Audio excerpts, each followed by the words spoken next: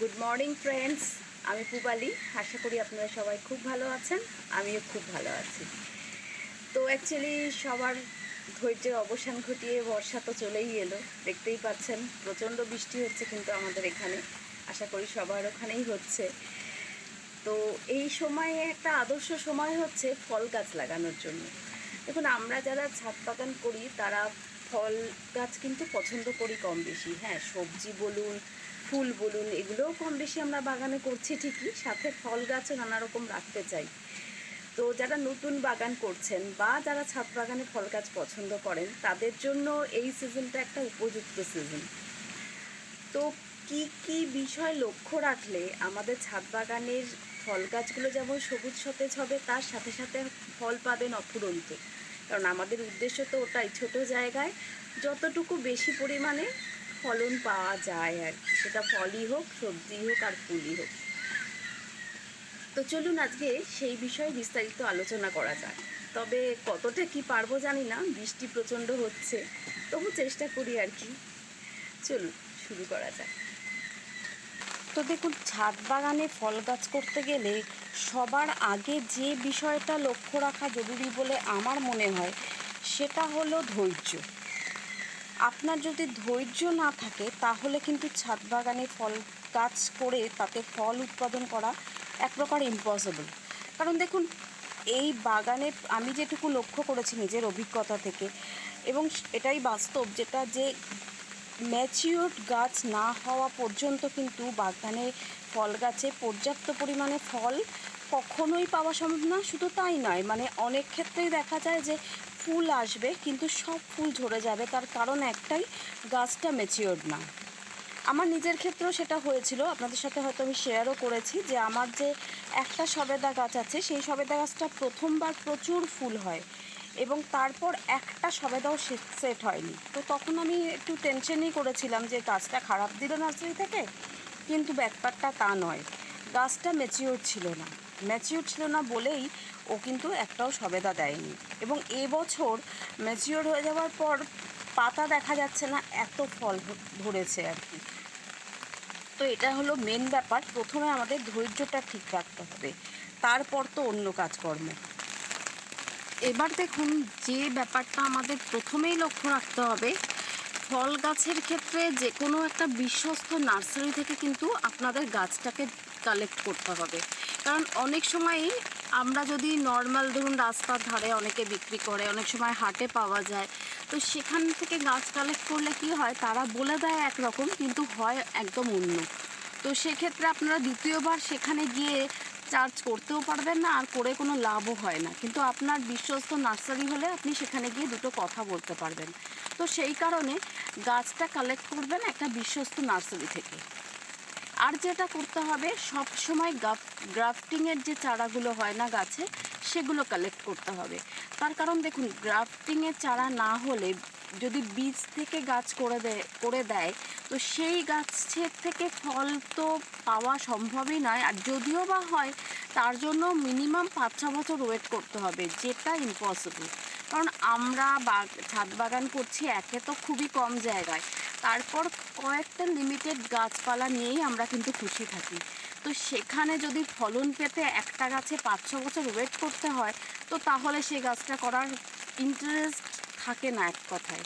মানে এটা একদমই সত্যি কথা, যতই মানুষে বলুক না কেন, না কোনো ব্যাপার না, যবে হবে হবে, এটা হয় না। আমরা একটা গাছ লাগানোর পর কিন্তু ওয়েট করতে থাকি যে কবে তাতে ফুল আসবে, ফল গাছ হলে কবে ফুল থেকে ফল সেট হয়ে ফল হবে, সবজি হলে কত তাড়াতাড়ি সবজিটা বড় হচ্ছে, এগুলোর জন্য আমরা সবসময় উদ্গ্রীব থাকি, তাই না? তো আর যেহেতু জৈবভাবে গাছ করছি সেহেতু সময়টা আরও অনেকটাই বেশি লেগে যাচ্ছে। তো এই কারণেই আমাদের কিন্তু এই বিষয়টা লক্ষ্য করতে হবে। নেক্সট যেটা লক্ষ্য করা জরুরি, সেটা ধরুন, এই যে আমরা যখন গাছ কিনতে যাই, আমরা দেখি কি বলুন তো, যে ছোট ছোট গাছে প্রচুর পরিমাণে ফল ধরে আছে। তো সেই ফলগুলো সেট হয়ে আছে দেখে আমরা কিন্তু লাফিয়ে পড়ে সেই গাছটাই কিনি। এবং এটা শুধু আপনি বলে না, আমিও করেছি এক সময়। তো এখন আস্তে আস্তে নিজেকে কন্ট্রোল করছি, কারণ ওই যে বলে না, থেকে শেখা, সেরকম আর কি, থেকে শিখে গেছি। তো ব্যাপারটা কি, ওরা ছোট ছোট গাছে নানা রকমের ওষুধপত্র দিয়ে নানা রকমের হরমোন প্রয়োগ করে কি করে গাছে ফলগুলো ধরিয়ে দেয়, যাতে আমাদের আকর্ষণটা বাড়ে এবং আমরা গাছটাকে কিনে নিই। কিন্তু সেটা করা ঠিক না। কী হয় জানেন তো, সেই গাছ বাড়িতে নিয়ে আসার পরেই যে সেই গাছটার ফলে ফুলে ভরে যাবে, একদমই সেটা হয় না। এবং অনেক সময় যেটা হয়, রিপোর্ট করার সময় কিন্তু সেই ফলগুলো সবই ঝরে পড়ে যায়। তো সেক্ষেত্রে আমাদের ওটা না করে যেটা করলে ভালো হয়, সেটা হচ্ছে একটা হেলদি গাছ নেওয়া। যে হেলদি গাছটার সাহায্যে আমরা যদি ছাদ বাগানে এনে সেই গাছটা বসাতে পারি, তাহলে গাছটাও সুন্দর হবে এবং গাছটাকে বাঁচাতেও আমাদের সুবিধে হবে। তো এই আরেকটা বিষয় কিন্তু আমাদের সবসময় লক্ষ্য রাখতে হবে। ছাদ বাগানে ফল গাছ করতে গেলে এই জিনিসগুলো কিন্তু খুবই জরুরি। এবার বলি, দেখুন, খুব কষ্ট করে ভিডিও করছি জানেন তো, ছাতা নিয়ে, মোবাইল হাতে নিয়ে এই বৃষ্টির মধ্যে ঘুরে বেড়াচ্ছি। অ্যাকচুয়ালি দেখুন, তারপর যে জিনিসটা আমাদের খেয়াল রাখতে হবে সেটা হচ্ছে, একটা গাছ নিয়ে আসার পর মিনিমাম 10 থেকে 15 দিন তাকে কিন্তু সেমিশেড এরিয়ায় রেখে দেবেন। কারণ সঙ্গে সঙ্গে তাকে যদি রিপোর্ট করেন, তাহলে কিন্তু সেই গাছটা বাঁচানোর সম্ভাবনা খুবই কমে যায়। এবার সেই সেমিশেড এরিয়ায় রাখার পর তারপর তাকে 10-15 দিন বাদে রিপোর্ট করবেন। কারণ এটা একটা নর্মাল ব্যাপার জানেন তো, যে একটা জিনিস, একটা ওয়েদার, এক ধরনের খাবার দাবার, এই সবের সাথে ও অভ্যস্ত ছিল। এক প্রকার সেই বলে না যে বাপের বাড়ি থেকে শ্বশুর বাড়ি যাওয়ার মতো মেয়েদের, সেরকম অনেকটা ব্যাপার জানেন তো, যে অ্যাডজাস্ট করার সুযোগ দেওয়া আর কি। আমি বাপের বাড়িতে একরকম পরিবেশ পরিস্থিতি, খাওয়া দাওয়ার সাথে অভ্যস্ত। এবার সেখান থেকে আমি যখন শ্বশুর বাড়ি যাচ্ছি, আমাকে যদি সেই পরিবেশটা, সেই খাবার দাবারের সাথে অ্যাডজাস্ট করার সুযোগ না দেওয়া হয়, তাহলে সেখানে স্টে করাটা আমার পক্ষে একটু কষ্টদায়ক হয়। এবং এটা সবার ক্ষেত্রেই হয়, জাস্ট একটা এক্সাম্পল দিলাম আর কি, আর কিছুই না। তো অনেকটা সেরকমই ব্যাপার আর কি, যে ওদেরও ক্ষেত্রেও একদম সেটাই হয়, যে এই যে আমাদের বাগানটা ওরা তখনই নিজের করে নেবে যখন ওরা আস্তে আস্তে এই ওয়েদারের সাথে মানিয়ে নিতে পারবে। তো সেই মানিয়ে নেওয়ার সুযোগটা কিন্তু আমাদের দিতেই হবে ওদেরকে। আর যেটা লক্ষ্য রাখতে হবে, যে রিপোর্টের ব্যাপারটা দেখুন, এই যে শীতকাল ছাড়া যে কোনো ওয়েদারের ক্ষেত্রেই বেশিরভাগ প্রবলেম হয় কি বলুন তো, আমরা হয়তো অনেক সার মাটি অনেক কিছু দিয়ে গাছটাকে রিপোর্ট করে দিই, কিন্তু সেটা শীতকালে করা সম্ভব, কারণ আমি নিজেই করি। আমার যে ম্যাজিক্যাল সয়েলটা আমি ইউজ করি, সেটা কিন্তু আমি শীতকালে সব ফল গাছের জন্যই ব্যবহার করি। আশা করি আপনারা ওই ভিডিওটা দেখেছেন। যদি না দেখে থাকেন, তাহলে তার লিঙ্কটা আমি ডেসক্রিপশন বক্সে দিয়ে দেবো, সময় করে কখনো দেখে নিতে পারবেন। তো যাই হোক, এখন যেটা করবেন, এখন যদি এই ধরনের ফল গাছ নিয়ে এসে রিপোর্ট করেন, তো তাহলে সিম্পল গার্ডেন সয়েল দিন, একটু বালি অ্যাড করুন, আর যে কোনো একটা কম্পোস্ট দিয়ে দিন। সেটা ভার্মি কম্পোস্ট হোক, কাউডাং মানে গোবর সার হোক, বা পাতা পচা সার হোক, যে কোনো কিছু একটা অ্যাড করে দিয়ে জাস্ট গাছটা লাগিয়ে দিন। এইবার হচ্ছে আবারে লাগানোর পরেও কিন্তু ওকে আবার সেমিশেড এরিয়ায় রেখে দিতে হবে মোটামুটি 15-20 দিন, যতদিন না ও স্টেবল হচ্ছে, যেটা আপনি দেখে বুঝতে পারবেন যে হ্যাঁ, গাছটায় আস্তে আস্তে কচি পাতা ছাড়তে শুরু করেছে, এবার গাছটা ঠিকঠাক হচ্ছে। এবার আমি এই গাছটাকে বাইরে বা রোদে ফুল সানলাইটে দিয়ে দিতে পারি। তো এই ব্যাপারগুলো কিন্তু আমাদের লক্ষ্য রাখতে হবে। আর যেটা, যে গাছটা যখন পুরোপুরি স্টেবল হয়ে যাচ্ছে, সেক্ষেত্রে ধরুন আমাদের এখানে মোটামুটি 90% গাছই কিন্তু যেটা চাই সেটা হচ্ছে ফুল সানলাইট।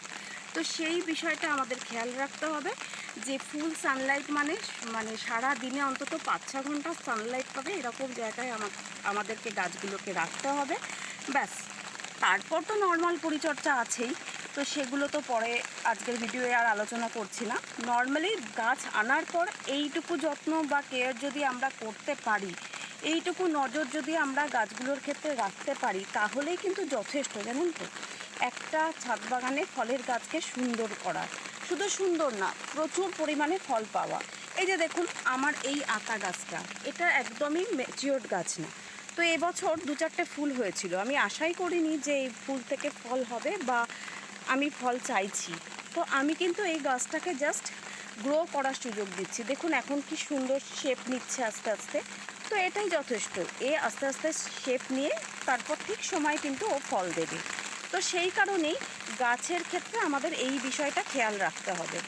আবার ঠিক সিমিলার ওয়েতে এই যে আমার সবেদা গাছটা, এই যে সবেদা গাছটার কথাই আমি বলছিলাম, যেটা আগের বছর একদমই ফল দেয়নি, কিন্তু এবছর যেহেতু ম্যাচিওর হয়ে গেছে এবং আপনাদের কাছে আমি অনেকবারই শেয়ার করছি যে এই বৃষ্টিতে হয়তো পুরোটা পারছি না ঠিকভাবে শেয়ার করতে, যে এইবার এই বছর এই গাছটায় কি পরিমাণে ফল ধরছে এবং গুটি কিন্তু অলরেডি সেট হওয়া শুরু হয়ে গেছে। তো এটাই হলো ব্যাপার, ধৈর্য রাখলে পরে কিন্তু ছাদ বাগানে ফল গাছ থেকে পর্যাপ্ত পরিমাণে ফল পাওয়া সম্ভব। তো যাই হোক, আজকের বিষয় এইটুকুই ছিল। ভিডিওটা তাহলে এখানেই শেষ করি। যদি আপনাদের ভালো লেগে থাকে অনেক অনেক ভালোবাসা দিয়ে আমার পাশে থাকবেন, আর একটু লাইক আর শেয়ার অবশ্যই করে দেবেন কিন্তু। আর যারা আমার নতুন বন্ধু আছো বা আছেন তাদেরও যদি আমার ভিডিওটা ভালো লাগে, যদি ইনফরমেটিভ মনে হয়, তাহলে প্লিজ চ্যানেলটা সাবস্ক্রাইব করে বেল আইকনটা প্রেস করে দিও। খুব তাড়াতাড়ি আবার একটা নতুন ভিডিওর সাথে দেখা হচ্ছে। আজকের মতো তাহলে বিদায়, টাটা।